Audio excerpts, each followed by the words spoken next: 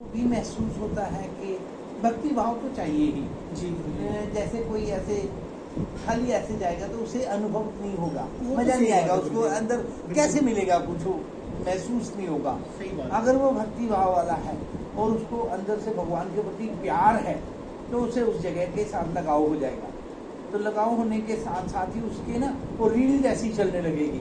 अच्छा, यहाँ भगवान ने रास की थी, यहाँ राधा रानी, यहाँ गोपियाँ, यहाँ भोलेनाथ भी आए थे अंदर रास में, वो भी आ गए थे बेचारे, धोखे से तो नहीं, पर मन था। माता पार्वती को कहा उन्होंने कि भाई तुम ऐसे रास में वहाँ जाती हो तो मुझे भी ले चलो। तो उन्होंने माता ने कहा कि पुरुष को प्रवेश नहीं है। जी वो कहा तो पुरुष कौन जा रहा है? बोले आप। मैं स्त्री बन के जाऊँगा। मतलब भेष ही तो धारण कर मैं कर लूँगा। जी तो करके गए तो कहते हैं कि नारायण को पता चल गया प्रभु को कि ये भोलेनाथ जी आए हैं माता के साथ। हाँ, तो उनके तो आराध्य हैं वो। हाँ तो बिल्कुल।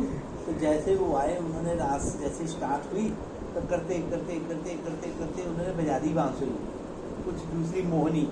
और कहते हैं मोहनी बांसुरी में ऐसा हुआ कि वो शुद्ध बुद्ध भूल गए भोलेनाथ, और उन्होंने रास के बजाय ना तांडव शुरू कर दिया। वो जब ज़्यादा प्यार उनको बढ़ता है ना भगवान के साथ तो वो नहीं देखते और वो फिर अकेले हो जाते हैं। आपने कई बार देखा होगा जब कभी ब्याह शादी में बाजे या ढोल बजते हैं तो कोई एक आध आदमी ऐसा होता है कि सारे नाचने वालों को ना खराब कर देता हो। ऐसा करेगा, ऐसा बांगड़ा करेगा, ऐसा करेगा, ऐसा करके आएगा, वो किसी को नहीं आने देता है। हालांकि उसके मन में ये नहीं होता है कि कोई ना आए, लेकिन उसका स्टाइल ही वही है, क्या करे हो। अच्छा, वो ऐसा नाचेगा कि कोई नहीं आ सकता, फिर ऐसे हाथ पैर मारेगा ना वो। तो वो भोलेनाथ जी को आया होगा अंदर से, नहीं रही सूझ बूझ, भूल गए। तो भूलने के बाद वो ऐसा नाचे कपड़े ही भूल गए, साड़ी तो कहाँ तक टिक नहीं थी वो।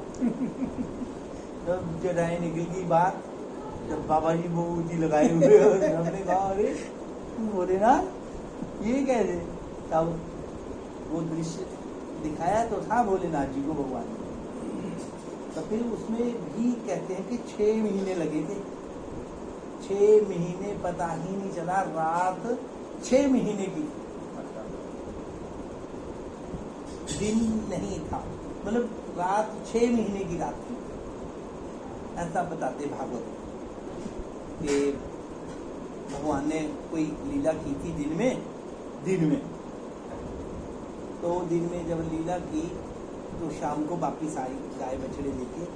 तो उन्होंने बच्चों ने सुनाना था अपने घर में आकर क्या आज इसने कन्हैया ने ये किया। तो वो जब सुनाना था तो शाम हो गई थी, रात हो गई थी, और इतने में रास मंडली का और ऐसा सिस्टम बन गया कि सब आराम कर रहे हैं, विश्राम कर रहे हैं। और अब रासलीला हुई, तो रासलीला के बाद जैसे सुबह हुई तो 6 महीने के बाद तब बच्चों ने उठ के सुनाया कि आज कन्हैया ने ऐसा किया। वो तो 6 महीने पहले किया था।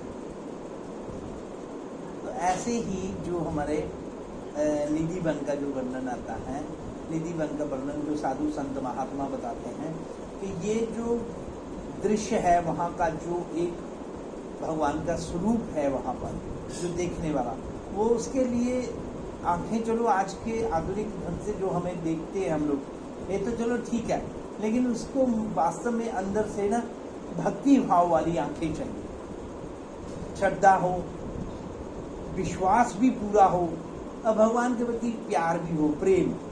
तब उसको निधि वन में जाएगा ना तो उसको अच्छा उस प्रभु का जो लीलामय वो पूरा दृश्य है वो उसको हृदय में ना उसको धीरे धीरे उसको दृष्टिगोचर भी होने लग जाएगा, दिखने भी लग जाएगा, उसे बिल्कुल दिखेगा उसे। तो निधि वन का वर्णन तो कई प्रकार का है, लेकिन फिर और भी कई बातें बताते हैं कि शाम के वक्त भगवान का वहाँ पे सिंहासन लगता है, आसन बिछता है, जल रखते हैं और बहुत सारी चीजें रखते हैं, और उसके बाद सभी लोग छोड़ के उसको, जब संध्या का वेला होता है तो वापिस आ जाते हैं। कोई अंदर विराजमान नहीं होता, रहता नहीं है मतलब। और जो भी व्यक्ति वहाँ पे रात को रहता है धोखे से या कैसे, तो या तो वो पागल हो गया है सवेरे तक, वो इसीलिए हुआ पागल कि अब वो जो देखा है वो बोल ना सके, और जा फिर वो उसका शरीर छूट जाता है। इतनी पावर होती होगी, इतनी शक्ति जा इतना तेज होता होगा, ऐसा कह सकते हैं कि वो उस व्यक्ति को सहन नहीं हुआ। मतलब वही 10 बाड़ का बल्ब, वो 100 बाड़ की बत्ती चली जाए तो क्या होगा उसका? उस बल्ब का, वो कांच का बेचारे का फटेगा ही वो, जा फ्यूज उड़ जाएगा, नहीं फटा तो तार ही उड़ गई, ऐसे पागल हो गया, फ्यूज उड़ गया, फट गया तो मर गया। ये ऐसी स्थितियां आती हैं, ऐसा वर्णन आता है, बहुत बहुत कथाएं आई कि सहन नहीं होता है कईयों को। तो ये निधि वन का जो विषय है वो श्रद्धा का है, विश्वास का है और प्रेम का है। वहां पर जिद नहीं करनी चाहिए, वहां पर ये नहीं करना चाहिए कि मैं वहां जाऊं और मैं देखूं, मैं जानना चाहता हूं। क्या जानना चाहते हैं? जब हम समर्पित हो जाते हैं तो सब कुछ जान जाते हैं, और जानने लगेंगे और समर्पित हुए ही नहीं तो फिर तो कुछ भी नहीं हाथ लगेगा। जब व्यक्ति ये कोशिश करता है अपने हृदय में या मन में सोच के चलता है मैं बहुत जानकार हूं और मैं कुछ उपलब्धियां कर लूंगा, तो इस विषय में तो बिल्कुल गोल है, खत्म है। इस विषय में जो धर्म का मामला है, जिसको हम कह सकते हैं अध्यात्म, अध्यात्म में तो आपको सारे प्रश्न खत्म करने पड़ेंगे, सारा ज्ञान आपको बिल्कुल खत्म करना पड़ेगा। अब कोई किसी प्रकार की सूझबूझ, सोच, मांग, डिमांड, इस प्रकार की शंकाएं अगर होंगी तो आपको फिर कुछ नहीं प्राप्त होगा। बस वो अहंकार जरूर प्राप्त होगा और वो बहुत ज्यादा हमारा नाश करेगा, बल्कि हमारे को उस प्रभु के निकट नहीं पहुंचा सकता जिसके लिए हम जन्म लिए। तो हमारा लक्ष्य या हमारा जो ध्येय है वो प्राप्त नहीं हो सकता।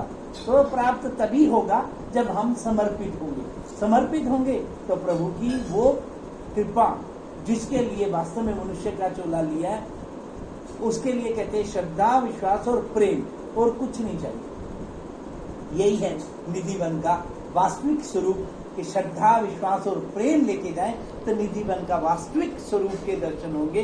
अन्यथा अगर सोच है, अगर हमारी डिमांड है, प्रश्न है, शंकाएं हैं और ऐसा ज्ञान का पोटला सिर में बांध के जा रहे हैं, फिर कुछ नहीं मिलता, फिर कुछ नहीं मिलता, बस अहंकार मिलेगा।